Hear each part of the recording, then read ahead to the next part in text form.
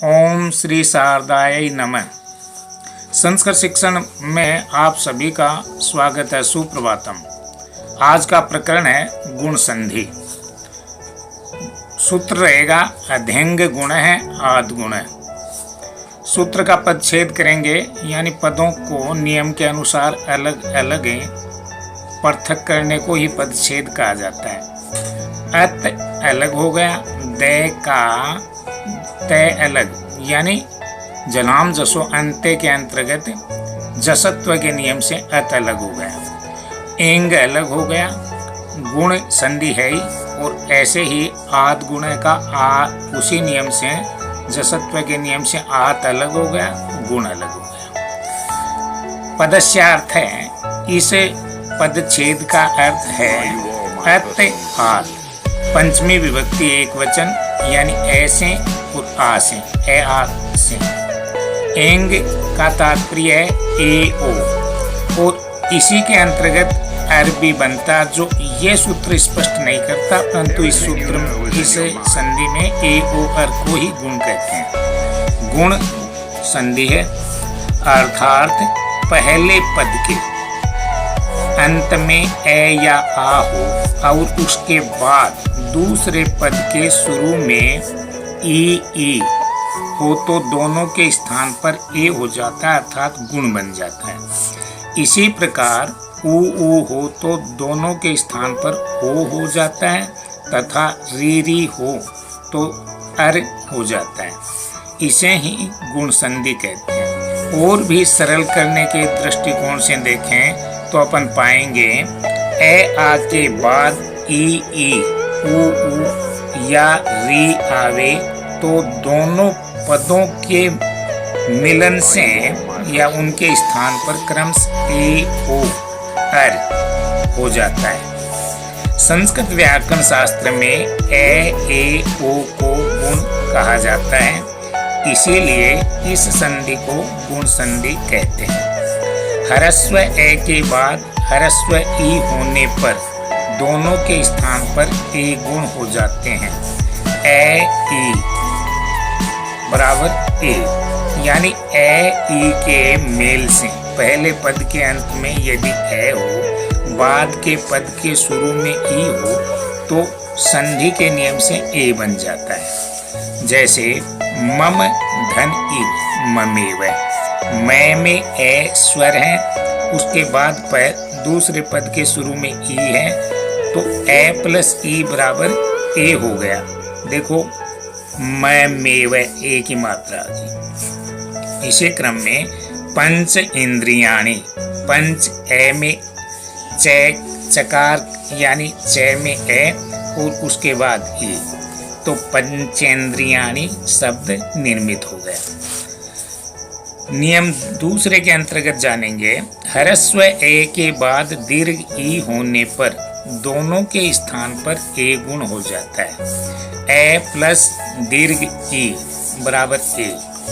परम धन ईश्वर है, परमेश्वर है, यानी मैं में ए और उसके बाद दीर्घ ई, फिर क्रम से ए का आ जाना गुण कहा जाता है। उप धन इक्षा उपेक्षा, मम धन इप्सितम ममेप्सितम, मम यानी मेरी, इप्सितम यानी इच्छा चाहना। दीर्घ आ के बाद ह्रस्व ई होने पर दोनों के स्थान पर ए गुण हो जाता है। आ प्लस या धन ई बराबर ए। जैसे आ महेंद्र महाधन इंद्र, आ धन ई बराबर महेंद्र। लता धन इव लतेव, यथा धन इष्ट यथेष्ट। यहाँ पर देखेंगे आ प्लस ई बराबर ए। इसी क्रम में दीर्घ आ के बाद दीर्घ ई होने पर भी दोनों के स्थान पर ए गुण हो जाता है। आ प्लस ई बराबर ए। रमेश रम्मा धन ईश, आ प्लस ई बराबर ए रम्हे। महाधन ईश्वर महेश्वर, आ धन ई बराबर ए। महे। गण ईसे गणेश, गण अनकार में ए और उसके बाद ई, गणे ए की मात्रा का आगमन। ह्रस्व ए के बाद ह्रस्व उ हो तो दोनों के स्थान पर ओ गुण हो जाता है। ए धन उ बराबर ओ। प्रकाश उत्सव है, प्रकाशोत्सव है। तव उक्ति तवोक्ति ही। सूर्य धन उदय सूर्योदय। सूर्य यानी ये में ए और उसके बाद उ, ए प्लस उ बराबर ओ, सूर्यो। अगले नियम के अंतर्गत लेंगे, ह्रस्व ए के बाद दीर्घ उ हो तो दोनों के स्थान पर ओ गुण हो जाता है। ए उ बराबर ओ। नव धन ऊढ़ा नवूढ़ा। वह में ए दीर्घ उ, नवो ओ की मात्रा का आगमन। अनल धन ऊर्ध्वम अनलोर्ध्वम। जल धन ऊर्मी जलोर्मी।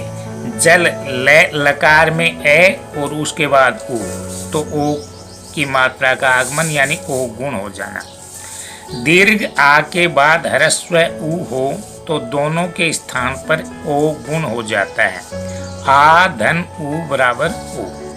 जैसे महाधन उत्सव, महा का आ और उत के बाद में उ तो ओ का आगमन होना महोत्सव है। गंगा धन उद्दकम गंगोदकम।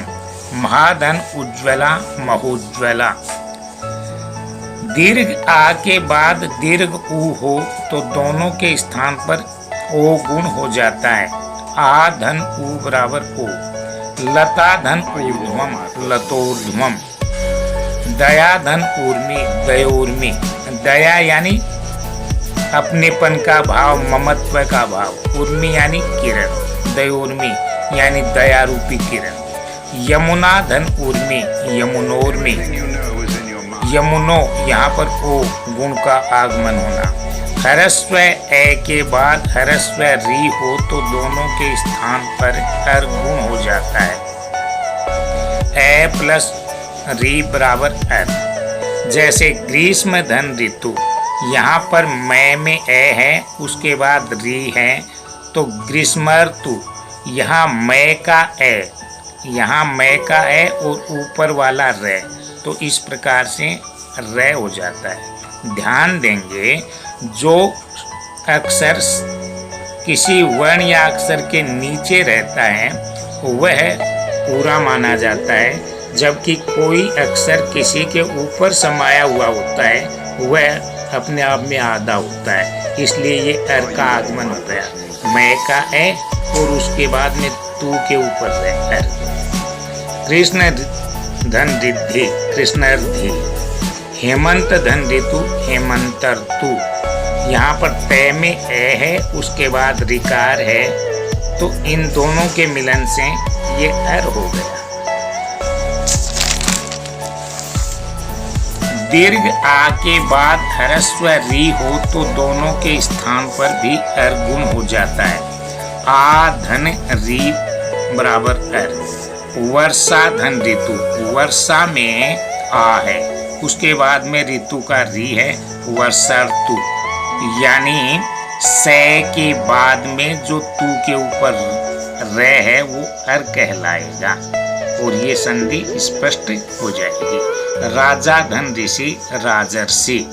जकार में ए और सकार के ऊपर रे अर। गृह कार्य लिखने के लिए आपको देखना पड़ेगा गुण संधि किसे कहते हैं। गुण संधि के समस्त नियमों को उदाहरण सहित लिखिए। ध्यान रहे समझाए गए सभी उदाहरणों को सुंदर शब्दावली में लिखना है और उसको बार बार दोहरान करके याद भी करना है।